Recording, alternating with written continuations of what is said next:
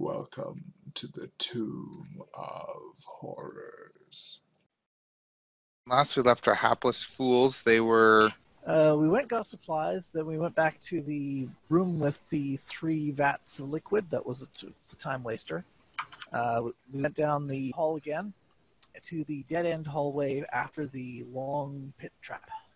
Yeah, right. That's where we left that's off. right. Yes. Yes. Another one of those classic dead ends. Did you go back and Yeah. search the stairs for? No, we didn't search the stairs yet because we searched the dead-end hallway after the pit trap, and we found a secret door there. Oh, okay. So Which no one was surprised by, but although Yeah. I think Brian mentioned his only surprise was that it wasn't before the pit trap, so you had to go back and Yeah. cross it. But Yeah, that's what I was thinking. So we found a secret door, we opened it, and beyond is a room full of trashed furniture. It's got some chests and coffers, and it's got some tapestries on the wall with fish on them, and there is a door to the east. So we look into the room full of trashed furniture, and we're like, oh, adventurers have been here before. But the coffers Oh, are hey, empty, there's a picture so for this. something else. Yeah, there is. yeah, which reminds me, there was pictures for stuff later on that I forgot to show you, but that's fine. I'll show them next session.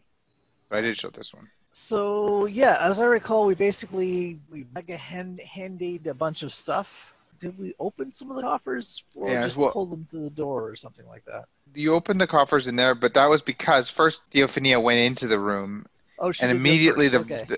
the floor started bucking around Yeah. and the furniture started sliding around. But she's a rogue. She's pretty dexterous. She kept her feet.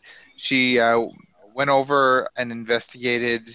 First thing she did was look behind the tapestry on the west and very quickly found there was a secret door there.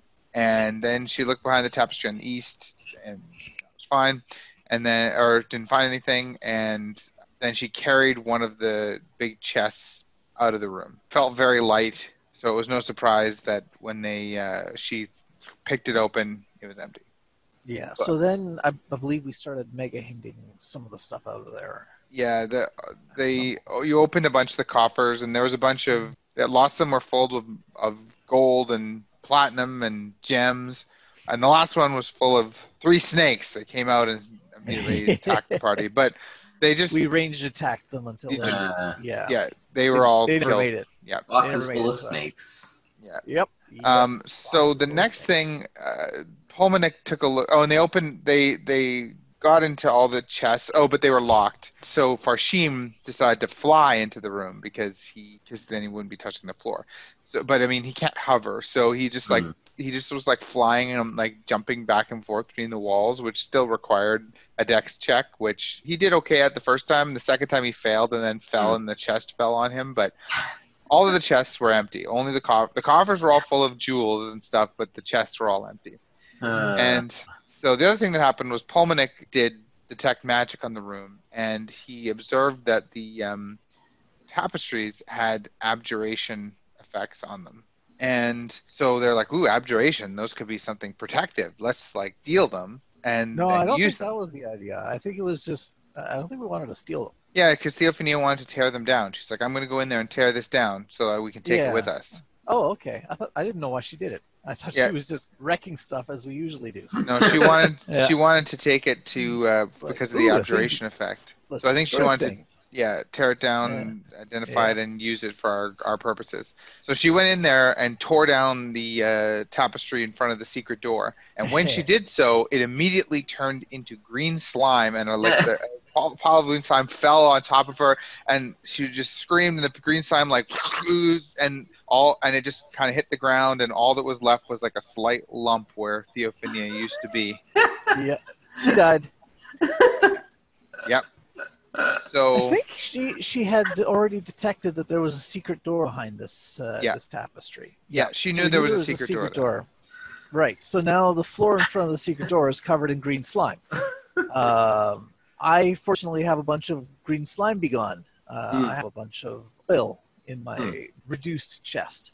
Now you've read ahead, Mika. You know what's going to happen. Well, I mean, I just read this. Yeah, a Surarak is a jerk.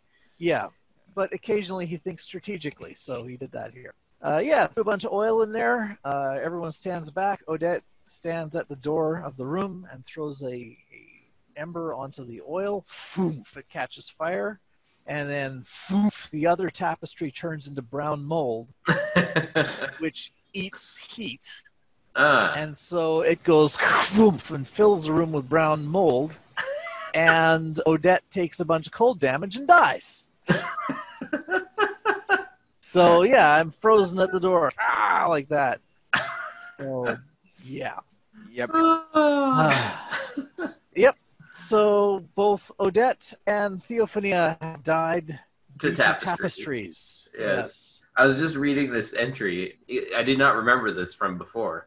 But yeah, it literally it says covered characters are turned to green slime and gone with no recourse possible. Oh, that's interesting. It doesn't exactly say that. There's in the fifth edition one. That is interesting, but it just does a bunch of hit points damage. Yeah, green slime has been. It was the same effect though. Yeah, Gygax was just a lot more like, no, you die. Yeah. Yep. You did the wrong random thing, so you die. Anyway. Well, and the interesting thing is that I didn't say this in the session, but remember they had abjuration on them. That's why they wanted to. And it's because they're permeated with anti-magic, so you can't tell what they do.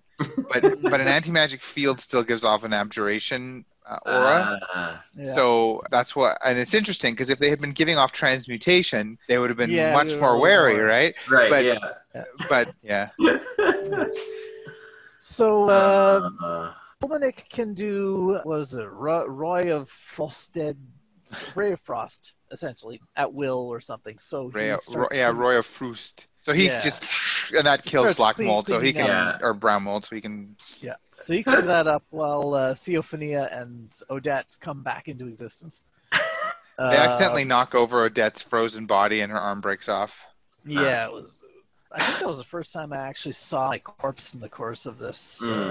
All the other times I've died, I've lost the corpse or it's been disintegrated or whatever. So, yeah, we go in and we decide to go through the secret door. I can't remember if there was anything special about opening it. We just opened it and went on. Let me have a look at the map. Right. No special tortures beyond the tapestry room. Yeah, and everyone was like, is there holes in the ceiling? But no holes in the ceiling. So, it's a hallway. Goes north a little ways and down some stairs and east a long ways to an intersection. And we're going down this hallway. And let me see. John actually missed some descriptions, and so some of the hallways looked like dead ends initially. The decisions they made were a bit odd, but based on that, but essentially it was really make a difference. It didn't make much of a difference. When they got to the crossroads, they were hesitant about looking around the corner. So Theophania used a mirror on a stick. Then we had a big discussion about whether dark vision works through a mirror because it's like a magical. Yeah, that's interesting. Because it's like a magical effect that comes out from you. But if the Magicon particles can bounce off of the mirror, then it makes sense that it works too. But I mean, if it was infravision like it used to be, I don't think that would work. Oh, infrared can reflect off of mirrors. Yes. You need a beryllium mirror, however. So.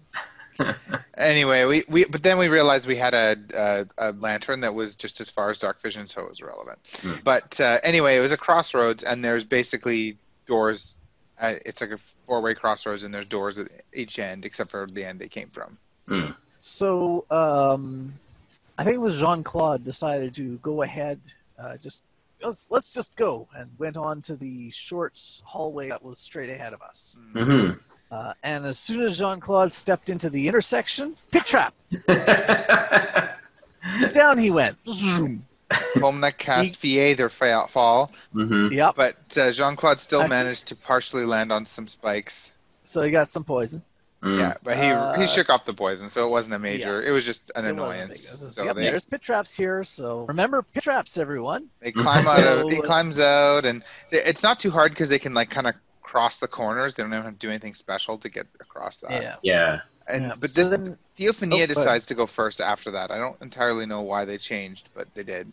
Jean-Claude has learned caution. No, he hasn't. Oh, right. So Theophania decided. Jean-Claude searched around in the pit trap for secret doors, and he did a crappy job and knew he did a crappy job, and so Theophania went down there to do it. And so she didn't find any secret doors there either. But then And then after they threw started the trying rope to kill down, each other. John Claude is drunk, and so he's like, here, milady, I'll carry you out of here. Of course, she's like 7 feet tall, and she's like, no, you can't carry me. So they start scuffling, and they just keep arguing about this, and he's trying to grab her, and so finally I'm like, all right, you guys accidentally kind of like slip and fall, and now you got to make a dex save to not fall on the spikes. And so in the end, he's fine, but Theophania does fall on the spikes and she doesn't get poisoned, but she gets hurt by the spikes. And so he's like, yeah, sorry about that, and starts climbing out really fast. And so she decides to grab him, and they have a contest, and she wins, and so she grabs him off the rope and hurls him back down onto the spikes. I think they're feeling cavalier with their cloning spell there. I'm curious what quirks Theophany and Odette picked up from the I'm trying slime. to remember which specifically one. It was the looking one. Yeah, it started to get hard to interact with other characters with all these quirks. I'm having to remember. Right, because you're calling them different names. Yeah. I'm kind of hoping it's just like tentacles next time or something. It came up after this because they had this scuffle and they both finally got out of the pit alive. And I remember Odette took them each and looked them in the eyes and said, "You've got to stop fighting in this way." I don't remember exactly what you said, but something along those lines, yeah. But it's getting hard to talk to people. That's unfortunate because I like talking to people. So yeah. Hopefully tentacles next time. Odette has been taking people by the shoulders and looking them straight in the eye every time he talks to them. Yeah. So and calling them the wrong game. One hasn't been super obvious either, but it has come up a little bit, but I don't think people have figured out what it is yet. So Odette is starting to suspect that there might be something up with this clone spell. She's starting to think that people are behaving strangely. It's not there's no explanation, and no one is acknowledging that they're acting strangely. So she isn't sure. Is she starting to act strangely? She's like, "Hey, do you notice anything different about me?" Yeah. She's turning. So anyway, after that, Theophania went ahead into the short hallway just ahead. Because she's wanted to check that door for traps. But she didn't check the floor for traps, which is why she fell into the pit trap immediately before the door. Yeah, there was a second pit trap right after the first pit trap. But the other fall plus her good dex saved her from landing on any spikes. Yeah. And how did they open the door? I think Jean-Claude did his jump and did like a jump charge and kicked open the door. No, they were going to do that, and then when they just realized, wait, we can just mega hand it. Yeah. Which they did, and then easily got across. Everything's fine. Yeah. And so that led to a hallway. Go ahead. So we go down this hallway. It turns south and then ends at a wall of mist. There's mist swirling around. But it's like swirling gray mist intershot with golden strands. And Odette is like, "Oh crap, mist, my worst enemy in this dungeon." Yeah. This mist always does things that there aren't death, and that's worse. So they decide to explore it using Gust of Wind, because Pulmonic can do that at will. But he can only hollow out an area in the mist that's large enough for two characters, himself and one other. Yeah, and then it fills back in. So they basically can make a bubble, and so they start going around the cave. Pulmonic and Odette go around the cave, and they circumnavigate the outer wall of the cave, and it's a natural cave. And they don't really find anything on the outer wall, but they observe that there's like a pool or something in the middle that's just like outside of the range that they can see when they're going around the outside. So they come back to the inside and report. And this time they want to check out the pool in the middle, but Farshim wants to go with him. Yeah, Farshim has been getting increasingly irritated at how slow we're going, and has been more and more like, "Let's just charge ahead. Let's just charge ahead." So he's going to die a lot, but at least Odette can take a break from that. Yeah, so they go in, and it turns out that the pool in the middle is kind of like this grotto with like liquid, but there's sort of like an island, or it's more like a peninsula. Like you can access it from the north, the way they're coming in, and it's just sort of surrounded by water. They come in there, and standing there is this a very beautiful woman. lady. Which is interesting because the art from the old thing, she's not beautiful at all. I don't know what Yeah. what they were, but she's supposed to be beautiful. So there's this beautiful woman there, and two sacks, a large sack and a small sack. And she says, "Oh, visitors! I haven't seen anyone in so long. Welcome." And Paul Minnick's like, "She's clearly a witch. Fireball!" And so he just I think he used his robe of eyes or something and determined that she was using an illusion to look slightly more beautiful than she actually was. She was naturally beautiful, but she was making herself look even more beautiful.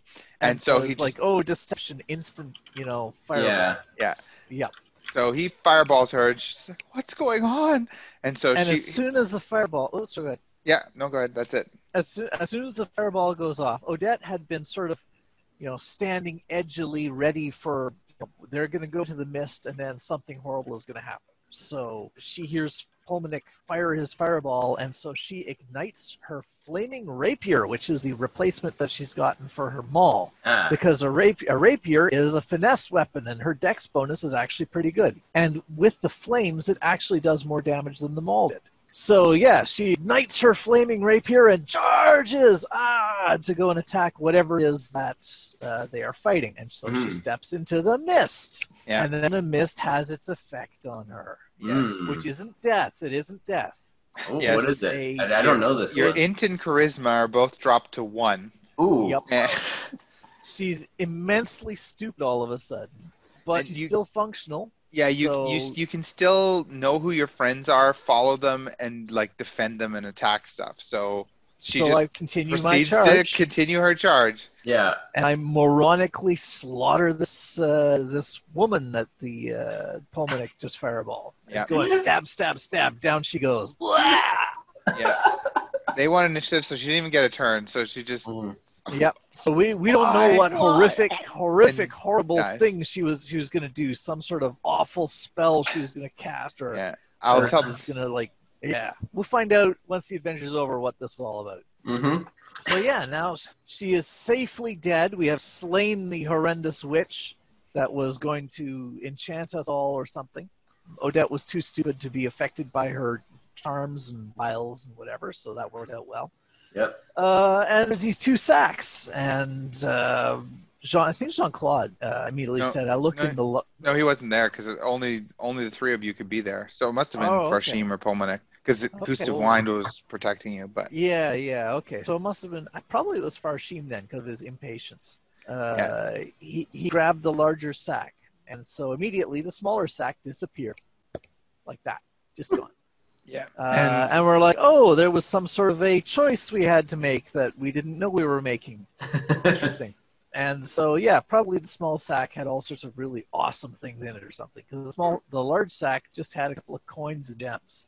It was actually a pretty weak sauce treasure. Yeah, it was a fine treasure, but nothing special. Not enough to like help them buy back their. So yeah, presumably the small items. sack had like a wand of lich slaying or something. Right. Yeah. Which would probably blow your hand off when you used it. So anyway. Yeah.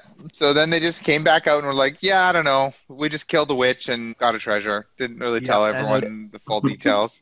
Yeah, and Odette's like, yeah.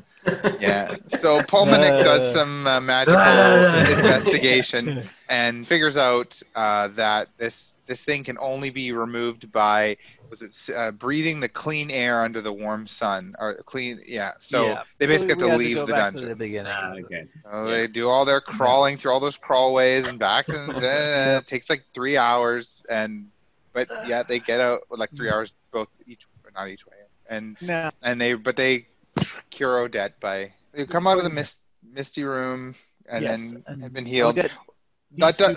That also reminds me that they did some research on how to prevent the soul sucking attack, and Polmanic read some sort of some ancient tome or some ancient whatever. tome where some guy was raving about him and his friends coming across a demi-lich, and they were something called a demi-lich that he'd never heard of, and they all ended up dead except for him, and he was kind of clearly half crazy. So anyway, this demi-lich was just a skull, so it's maybe that's the skull is a Surak. They're not really sure, but it definitely sounds dangerous. So the only item that was really very effective against the Trap the Soul thing that was the Scarab of Protection, but it's a legendary item. And I was like, okay, well, Pulmonek is like set up for this.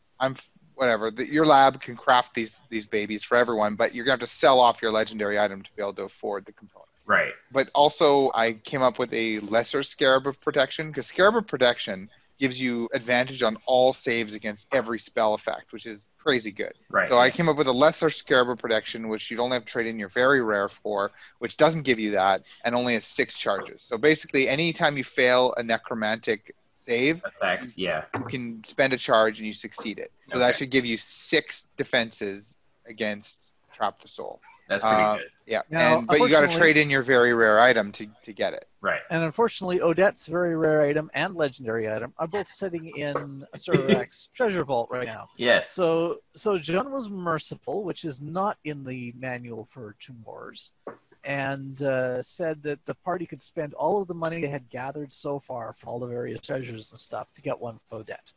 And I jumped on that because I totally want that. So yes. So everyone except for Theophania traded in their very rare item to get a lesser Scarab of Protection. And as they've been gathering treasure through here, I'm not keeping track of exact numbers. I've just been saying, okay, you're now like 20% of the way towards buying back one very rare. Yeah. Which Theophania is like, oh great, then I can use that to spend a Scarab. But then other people are like, or we could get back our very rares because anyway, I'm not sure who's going to get what, but yeah, how are people equipped? Like some bodies have been like green slimified, and when you reclone, you clone back with all your equipment. All this, everything clones, and your dead body is just left with nothing but underwear on. But you get another copy of underwear, so it actually clones you.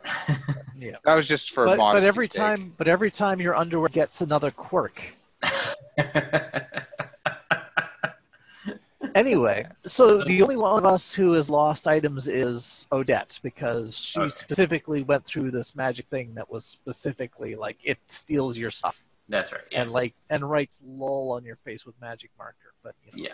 Anyway. Yeah. So they go back. Yeah, but Odette is now rapier and shield fighter, whereas was a great big maul fighter before, because now she's dex based. Right. Yeah. So they go back to the crossroads, and they first decide to check out the door on the north. So they go to the door on the north, and they search for traps. They don't find any traps. Farshim opens it, and a spear shoots out of it and impales him. Doesn't kill him, though. Because we just missed our search trap, I guess. I don't think it killed him anyway. No, I don't think so. Yeah, okay. Yeah, no, it did kill him because he must have been low on hit points or something. So it stabbed him, impaled him, and he died. Yeah. Not entirely remembering his quirk, and we had these spear. It was one of those fake doors. There was just a stone wall, and we've had these before. There's a fake door with a spear trap, and all it does is just spear you and blank wall. Yeah, in the orb room. So we went to the south end of the crossroads afterwards and checked the door down there, and sure enough, it was another fake door, blank wall, spear trap thing. But we actually learned. So yeah, we didn't trigger the spear trap. We figured out it was just a fake door. And so now we're once again sort of left with okay, what next? Yeah, well, let's search for. No, go ahead. I was just going to mention that while they were doing that, Farshim came back, and I think someone was talking to him about, you got to be less reckless, and he was just like, no, we need to keep pushing ahead, and I think it was a debate between. Was it between Odette? I think it was between Odette and Farshim. But anyway, during that thing, Farshim's just put his left hand in Odette's mouth, or whoever's mouth it was. I don't remember who it was. Yeah, it wasn't Odette. That was later on.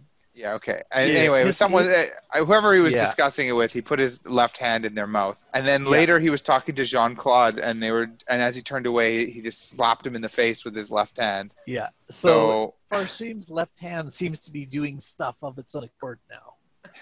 which is going to come in important later. Yeah. So So anyway, we started doing some. Did we do search for traps or search for secret doors thing? they did the battering ram secret door Yeah, approach. So Mm. behind Yeah. the false door in the south, they battering ram that thing. Nothing happened. So they go to the north door and they battering ram the wall behind that thing, and it shifts like there's something there. Mm. Yeah. So Jean-Claude just We- keeps battering, and finally busts off the secret door that was behind the false door. Yep. To I think we've in the area. course of this adventure, I think we found like maybe 1 or 2 secret doors the conventional way, Right. and Yeah. pretty much every other one we've just been randomly smashing floors and ceilings and walls and stuff. Actually, we haven't done the ceiling much. We'll have to do the ceiling on the way out. And yeah, it's working great. So that secret door Let leads to that the be a hallway. lesson to you. Let that be a lesson. Always. Yeah. Always bash doors down. Yep, just smash everything. Yeah. So the next thing is a especially hallway. Especially tapestries. Destroy the tapestries. That doesn't backfire at all. Yeah. Beyond the door, So, the hallway continues, and it dead ends, but there's a door on the right at the very end of the hallway. They decide to search thoroughly for pit traps, and in the process of searching for pit traps, they actually discover that there's a trap door hidden in the floor. So we smash the floor. Yeah, they just smash the floor out, and they don't even try the door at the end. They're just like, nope, we're going in the secret door. So it's like a really narrow spiral staircase that goes down to this really narrow hallway that then kind of jigs back, and it's almost like a continuation of the hallway that they left, but I guess lower. And it returns back to a normal width hallway and turns right and continues east for a little while. And it terminates at this huge adamantine door. And this huge these 3 slots in it. Yeah. And they look at these slots, and they're bigger than coin slots, and Theophania determines that they're like basically the exact right size for to put swords in. Now, no one wants to put their like actual sword in there because they're like, okay, it's gonna just destroy it or crunch it or just something, right? Yeah. But I kept rambling on this very long, elaborate thing where it's like it crunches up your swords and it spits bits of your swords into your eyes and then taunts you. It's like, yeah. It's exactly how it works. Yeah. But they're high-level adventurers. They've got like 7 backup swords from like their old adventuring days. So, and I mean, they can have unlimited common items. So it's reasonable that they have at least 3 backup swords. So they just pull out like a bunch of crappy swords and 3 crappy swords, and 3 of them line up, put them in the slot, and it goes, and the door opens. Seems to work fine. Yeah. And it leads to this huge room. This huge room full of pillars. There's like it's like a small version of the Mines of Moria, you know. Yeah, and all the pillars everything's colored in pastels, and there's many hued pillars, and they actually have enough light and dark vision to technically see the whole room, but there's so many pillars in the way they can't really see everything until they get a bit closer. On the south end, there's some kind of raised black dais. They'd have to get closer to see. On the north, they can immediately see in the northwest corner there is in a bas relief, there's a green devil mouth that's exactly the same as the green devil mouth in the entryway, and it has a big black gaping mouth. So they walk into the room, and that's all they can really see initially. And the first thing that happens is Farshim is standing kind of near a pillar, and with his left hand, he touches the pillar. Because his left hand just does stuff. It touches stuff. Yeah. And as soon as he touches the pillar, he immediately starts floating up to the ceiling. And once he gets to and he just floats up to the ceiling. And once he's at the ceiling, it's apparent that there's kind of an air current in this room, and he's being slowly sucked towards the northwest corner where that green devil mouth is. Now, fortunately, the person this happened to... Oh, go ahead, Brian. Yeah, and we're like, oh yeah, the other green devil mouth had a sphere of annihilation in it, so we're like, it's sucking the air through there because it's destroying the air. Right. Makes sense. So, yeah. But fortunately, as John was about to say... Yeah, he's the one... He can fly. So it's only kind of a mild inconvenience for him. Like, he has to just, slowly fly. And in a way, it's kind of convenient because now he can hover. So he just has to slowly fly against the current at all times, and he's fine. So he's now up on the ceiling, and everyone else is like, okay, we're going to stay away from the pillars, which is easy enough to do. And they decide to head north. And we're not going to the dais, we're going to go investigate that mouth thing. Yeah, and as they get close to it, they notice that there's kind of like this bump out into the room, and there's this electric blue door on it. And with this bronze knocker that is calling them to open it. I don't think they actually had any caution with this door at all. They just opened it. Hmm. Oh, I think they mega handed it, didn't they? Yeah. And it opened fine. Hmm. And inside was nothing but dust. Yep. So that was apparently someone decided that it must be Asarak's outhouse because clearly skeletal liches pee dust. Yeah. That's why it was so full of dust. But Yep. anyway, Logic. We're just figuring out what this all.